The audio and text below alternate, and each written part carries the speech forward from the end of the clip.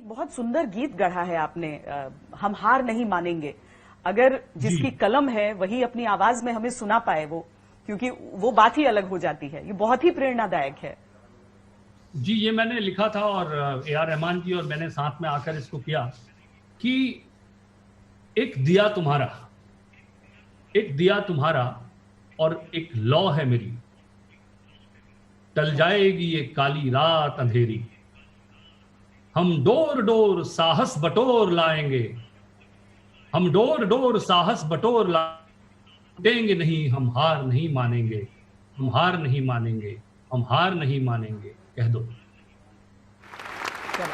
जिनके रिश्ते गहरे गहरे होते हैं, देखिए आज सोशल डिस्टेंसिंग की बात कर रहे हैं आप, दूर रहने की, लेकिन जिनके रिश्ते गहरे गहरे, उनके दोनों पंख सुनहरे होते हैं, दूरी उनको और पास ले आती है और उड़ान भी और खास हो जाती है। जिनके रिश्ते गहरे गहरे होते हैं, उनके दोनों पंख सुनहरे होते हैं, दूरी उनको और पास ले आती है और उड़ान भी और खास हो जाती है। हम बिखरा एक संसार नहीं मानेंगे, हम हार नहीं मानेंगे, हम हार नहीं मानेंगे, कह दो। वो दिए जो तूफानों से शर्त लगाते हैं, इतिहास के पन्ने उनको ही दोहराते हैं। हम दिल से बस उनको ही सलामी देते हैं, खुद से आगे जो औरों को रख पाते हैं। हम सूरज हैं, अंधकार नहीं मानेंगे, हम हार नहीं मानेंगे, हम हार नहीं मानेंगे, कह दो।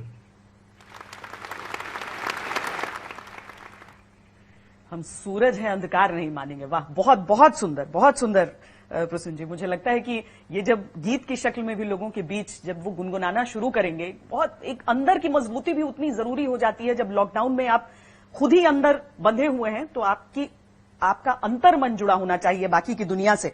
लेकिन एक और बहुत अच्छी सोच थी जो आपकी मैंने देखी कि सोशल मीडिया पर आपने लोगों से शेयर भी किया था। 3 शब्द जिसमें आप माहिर हैं कि कम से कम शब्दों में आप लोगों को समझा देते हैं। तिरस्कार नहीं, तिलक। आपका ये समझाना, क्या सोच थी इसके पीछे? किस चीज ने आपको व्यथित किया था? ये मुझे लगता है कि मुझे बड़ा अफसोस होता है ये सोचकर कि जो लोग निस्वार्थ भाव से अपना कर्म करते हैं, उन लोगों को हम नमन करने की जगह यदि हम उनसे लड़ें या उनसे कोऑपरेट नहीं करें, तो ये भावना मुझे समझ में नहीं आती।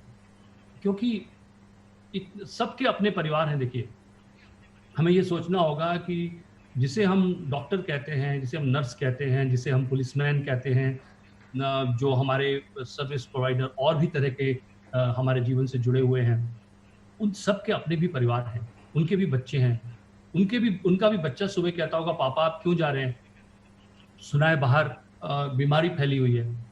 लेकिन उसके बावजूद वो जाते हैं, मास्क लगाकर आपका काम आपके साथ सहयोग करते हैं।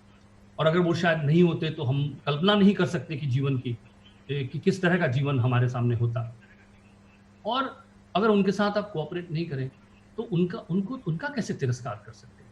इसलिए मैंने उस वक्त अपना एक मैसेज दिया था और मुझे लगा था कि हम सबको कोऑपरेट करना चाहिए, क्योंकि ये एक ऐसी चीज है श्वेता जी कि यहाँ पर दोषारोपण से काम नहीं चलेगा।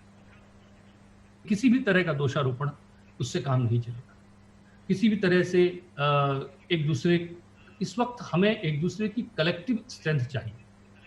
हम लोगों को जुड़कर लड़ने की जरूरत है, क्योंकि जिस पर जाके पैर ना फटी बिबाई हो क्या जाने पीर पराई वाली स्थिति हो जाती है। जब आपको पता लगता है कि आप किसी ऐसे व्यक्ति के संपर्क में आते हैं जिसने किसी अपने प्रियजन को खोया है या वो बीमारी से जूझ रहा है, तब आप उसकी शिद्दत से उसको महसूस करते हैं।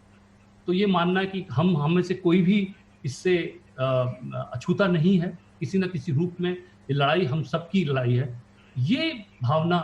इस भावना का होना बहुत जरूरी है, तभी मानव सभ्यता इससे लड़ पाएगी। ये संकट जो है, ये मानव जीवन पर संकट है।